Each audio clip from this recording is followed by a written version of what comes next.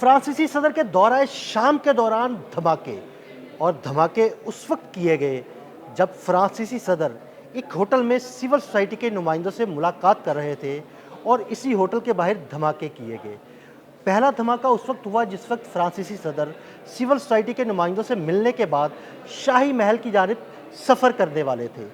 इन धमाकों में क्या फ्रांसीसी सदर को टारगेट किया गया और ये धमाके किसकी तरफ से किए गए? इस साजिश के पीछे कौन है, इस बारे में आमिर रज़ा से बात करते हैं। आमिर भाई, फ्रांसीसी सदर का दौरा शाम, उस होटल के बाहर धमाके किए गए जहां वो सिविल सोसाइटी के नुमाइंदों से मिल रहे थे, इन धमाकों के पीछे कौन है? जी, सबसे पहले बात तो ये है आदिल साहब, पिछले काफ़ी दिनों से जब भी मैं आपके साथ व्लॉग करता हूँ तो मैं आपको एक बात ज़रूर कहता हूँ कि शाम पे नज़र रखिए। बिल्कुल। मैं आपसे कहता हूँ कि शाम एक मैदान जंग बनने जा रहा है बिल्कुल। और शाम बहुत अहम है। तुर्की के लिए मैंने आपसे कहा था बहुत अहम है, हमारे लिए बहुत अहम है, और हमसे ज़्यादा इजरायली इस बात को समझ रहे हैं क्योंकि वो पढ़ते हैं। जी बिल्कुल, वो पढ़ते हैं और वो ग्रेटर इसराइल का सारा नक्शा जो और उन्होंने बना रखा है, उसमें उनके है शाम। ख्याल से उनके मसाया ने शाम में ही आना है, इसलिए शाम के इलाके पर नज़र रखना बड़ा ज़रूरी था। दूसरा, मैक्रोन जो हैं, डेविड मैक्रोन, ये पहले यूरोपियन सरबराह हैं जिन्होंने शाम का दौरा किया है जब से शाम में नई हुकूमत बनी है। कोई दूसरा यूरोपी यहाँ पर नहीं आया है, तो इनके आने का एक ख़ास मकसद था। अगर मैं आपको ज़रा सा पीछे लेकर जाऊँ तो एक दौरा किया था मैक्रोन ने इज़राइल का, और उन्होंने जब बैतुल मुक़द्दस के करीब पहुँचे तो उन्होंने कहा कि ये हमारा है। बिल्कुल। ये अल्फाज हैं, उन्होंने कहा कि इस पर ना यहूदियों का हक है ना मुसलमानों का, ये कैथोलिक्स का जगह थी, उनकी इबादत गाह थी, और ये हमने वापस लेनी है। यानी उन्होंने एक दावा कर दिया था जो दावा किसी सूरत नेतन्याहू जैसे और यहूदियों को काबिल कबूल नहीं था।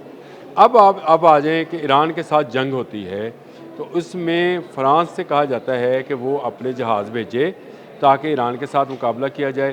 फ्रांस ने क्या किया था? इनकार कर दिया था। उसके बाद बरतानिया से कहा गया तो बरतानिया ने भी इनकार कर दिया। इसके बाद डोनाल्ड ट्रंप और नेतन्याहू पुकारते रहे कि नेटो किसी तरीके से इस जंग के अंदर इन्वॉल्व हो जाए। वो नहीं इन्वॉल्व हुई। फ्रांस, जर्मनी और बरतानिया ने यह फैसला किया कि हम इस जंग में शरीक नहीं होंगे क्योंकि ये जंग इसराइल ने शुरू की है। यानी इसराइल के दिल में जो काफ़ी सालों से आहिस्ता आहिस्ता बरूद भर रहा था वो दमिश्क में आज फटा है। सही। ये मैं आपको बताऊँ, एक तो वो शाम के हालात को मज़ीद ख़राब करना चाहते हैं। शाम में उसने अपनी फ़ौजें भेजी, IDF, कुछ दिन पहले तुर्की ने उस पर इंतबाह भी जारी किया था, और तुर्की के हवाले से हमने इससे पहले एक व्लॉग के अंदर गुफ्तगू भी की है, और मैंने आपको बताया था कि शाम का एरिया क्यों अहम होता चला जा रहा है, और आहिस्ता आहिस्ता आप देखिएगा कि शाम कैसे अहम होगा। नेटो की ही मीटिंग अटेंड करने के लिए फ्रांसीसी सदर शाम से तुर्की जा रहे हैं, तो इसका मतलब ये है कि वहाँ पर भी कुछ अहम फैसले होने हैं। इसराइल दिल में ग्रज रखता है, बरतानिया का वज़ीर आज़म उसने हटा दिया, उसने मदद नहीं की थी। अब वो डेविड मैक्रोन के, और इस वक्त वर्ल्ड वाइड अगर आप सिर्फ वेब पे चले जाएं तो आपको नज़र आएगा कि इस वक्त अगर किसी की इकॉनमी को यहूदी हिट कर रहे हैं तो वो फ्रांसीसी इकॉनमी है। हर उस फ्रांसीसी कंपनी जिसके पीछे फ्रांसीसी मुफाद है, उसके ऊपर जो अटैक है वो यहूदी कर रहे हैं। वो कम कीमत पर वो चीज़ें फराहम दुनिया को कर रहे हैं जो फ्रांस महंगे दामों देता था, ताकि फ़्रांस की इकॉनमी जो है वो एकदम से कोलैप्स कर जाए और वो फ्रांस को जो है तबाह बर्बाद कर दें, यानी उसकी इकॉनमी को तबाह करें। जो दुनिया में लिस्ट बनी है कि जिनकी इकॉनमी इन डेंजर है, उनमें सबसे पहला नंबर फ्रांस का। मैं हैरान रह गया ये बात देख के। अब फ्रांसीसी सदर दमिश्क में मौजूद थे और 2 धमाके किए गए, किसी ने इसकी अभी तक जिम्मेदारी कबूल नहीं की है। ये सरीहन इजराइल की एक साजिश थी। उन्होंने एक मैसेज डिलीवर किया है फ्रांस को कि अगर होटल के बाहर धमाका हो सकता है तो हम तुम्हें भी टारगेट कर सकते हैं। ये तो मैसेज यही है ना। पहली बात तो यह है कि उन्होंने पेजर के ऊपर धमाके करके लोगों को बता दिया कि उनके पास क्या टेक्नोलॉजीज़ मौजूद हैं और वो टेक्नोलॉजी का इस्तेमाल किस तरह से कर सकते हैं। अब जब आपको भी पता है कि एक हाई सिक्योरिटी जोन है, फ्रांसीसी सदर जहाँ पे आए होंगे वो हाई सिक्योरिटी, फिर वहाँ का खुद के जो सरबराह हैं शाम के वो भी मौजूद हैं, उनकी मौजूदगी में 2 धमाकों का किया जाना, ये सीधा सीधा फ्रांसीसी सदर को धमकी लगाई गई है ताकि नेटो में जो फैसले होने हैं, जिसमें अगर कोई फ़ैसला ईरान, अमेरिका माहदे या इसराइल के हवाले से किया जाए तो उसमें कुछ नरमी दिखाई जाए, अदरवाइज़ ये जंग मुसल्लत की जाएगी। मैं आपको बताऊं, यहूदियों का बड़ा पुराना प्लान है कि वो यूरोप को रशिया से मरवाना चाहते हैं, नेटो को कमज़ोर करना चाहते हैं, क्योंकि ख़ुद वो नेटो का रुकन नहीं है। वो चाहते ये हैं कि सारी की सारी इकॉनमी यूरोप की जो है, और आपके साथ मैंने एक व्लॉग किया था जिसमें आपको बताया था कि इसराइल चाहता है कि यूरोपियन कंपनीज़ भी जो हैं वो इसराइल में आकर इन्वेस्टमेंट करें, या इसराइल में या मुत्तहिदा अरब अमारात में, ताकि वहाँ पर भी इसराइल का कंट्रोल होगा। तो ये सारे का सारा वो ग्रेटर इसराइल वाला प्रोग्राम है। एप्स्टीन फाइल्स देख लें ना, इसमें भी वो डोनाल्ड ट्रंप डर रहे हैं, वो पीछे पड़े हुए हैं, उनके वो फाइल सामने आ गई हैं। अब डोनाल्ड ट्रंप डरते हैं और डरते डरते वो उनका साथ देता है। देखिए, डोनाल्ड ट्रंप के डरने की एक बड़ी वजह रिपब्लिकन की सियासत भी है, क्योंकि उसके पीछे यहूदियों का पैसा है। वो उसको समझ आ गई है कि अगर मैंने इनके साथ बगारी तो मेरी पार्टी जो है वो भी तबाह हो जाएगी, मेरा कारोबार तबाह होगा, उसकी ज़वाजी ज़िंदगी तो तबाह हो चुकी। उसकी बेगम ने बयान दे दिया। ट्रंप के लिए इसके अलावा कोई हल नहीं था कि नेतन्याहू के जाल में आकर वो उसके कहने पर एक कठपुतली की तरह से बिहेव करे। ये बिहेव उसने कर दिया। अब देखें, इसराइल का टारगेट जो है वो लेबनान है, और लेबनान से भी ज़्यादा शाम है। ऐसे ही है। शाम के हालात ख़राब किए जा रहे हैं। शाम में खाना जंगी का माहौल बनाया जा रहा है। पहले ही ये मुल्क जो है लंबे अरसे तक खाना जंगी का शिकार रहा है। अब जाकर यहाँ पर कुछ अमन हुआ था, अब दोबारा धमाके किए गए हैं। देखिए, ज़िम्मेदारी किस पर डाली जाती है, कौन इसका टारगेट बनता है। लेकिन एक मैसेज जो कि वो यूरोप को देने में कामयाब हुए हैं कि अगर फ्रांसीसी सदर के ख़िलाफ़ कुछ कार्रवाई हो सकती है तो दुनिया के किसी मुल्क के ख़िलाफ़ भी कार्रवाई की जा सकती है। ये उनकी वो दहशतगर्दाना सोच है जिसके तहत वो गज़ा में दहशतगर्दी करते हैं, लेबनान में करते हैं, शाम में करते हैं, और ईरान पर हमलावर हुए थे। ये वो सोच है जिसको लेकर ग्रेटर इसराइल बनाने के लिए वो ईरान को कमज़ोर करना चाहते हैं।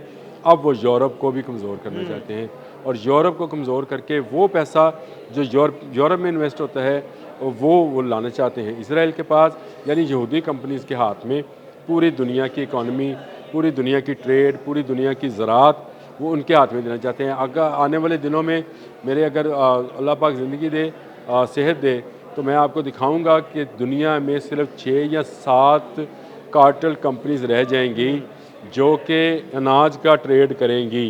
यानी अगर वो अनाज का ट्रेड करेगी तो वो दजाल वाली बात तो बिल्कुल ठीक होगी ना, वो जिसे चाहेगा गंदम देगा, जिसे चाहेगा खाने के लिए देगा।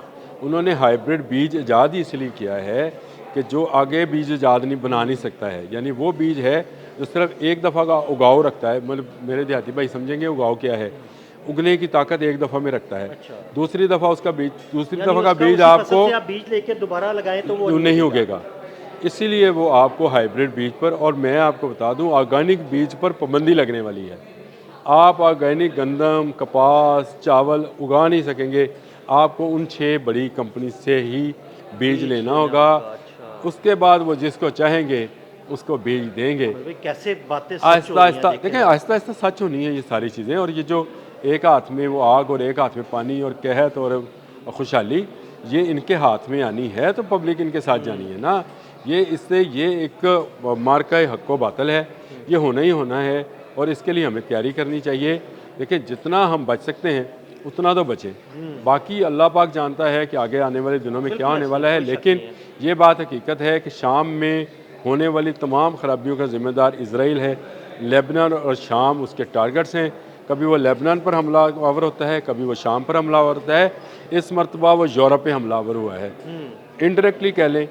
धमाके शाम में हुए हैं, गूंज उसकी फ्रांस, जर्मनी और यूरोप में, आप पूरे यूरोप में जो है सुनाई देगी। और उसके बाद इसराइल जो है मज़ीद इलाकों के ऊपर कब्जा करेगा। पहले ही वो चाहते हैं कि यूनान के साहलों पर जाकर अपनी बस्तियाँ खरीद रहे हैं, कुछ खरीद भी रहे हैं, वो अपनी बस्तियाँ आबाद कर लें, वो नया इसराइल बसाया जाए, नए बस्तियाँ आबाद कर लें, और वहाँ पर सब जो कंपनीज़ हैं उनको लाया जाए, और वहाँ पर एक नई दजाली जन्नत कह लें या जो भी उसको कह लें वो तैयार की जाए, जो कि मसनूई जन्नत होगी नेचुरली, वो तैयार की जाए, और दुनिया का कारोबार यहूदियों के हाथ में आ जाए। जब तक ये नहीं आएगा उस वक़्त तक इनका मसाया या दजाल जो है, मसीहुद दजाल, वो नहीं आएगा उनके ख़्याल में। उसकी सारी तैयारी है, और उसी के लिए शाम में हालात ख़राब किए जा रहे हैं। ये धमाके मैक्रोन के लिए किए गए थे, और शाम के हालात आने वाले दिनों में मुझे मज़ीद ख़राब होते नज़र आते हैं। और IDF जो है या इजरायली डिफेंस फोर्सेस जो हैं वो शाम में मज़ीद हमले करेंगी। अभी वक्त है तुर्की जो है नेटो को इस बात पर एग्री करे कि अगर शाम पर हमला होता है तो तुर्की का साथ दें, ताकि अगर वो तुर्की का साथ देंगे तो शायद कुछ अरसे के लिए इसराइली जो हैं अपने मज़मूम मकासद में कामयाब ना हो सकें। बहुत शुक्रिया आमिर भाई। बिल्कुल, आमिर भाई ने बड़ी तफसील के साथ इस सारे मामले पर रोशनी डाली। मज़ीद अपडेट्स के लिए हमें फॉलो करते रहें। अदील अहमद और आमिर रज़ा को इजाज़त दीजिएगा। अल्लाह हाफ़िज़।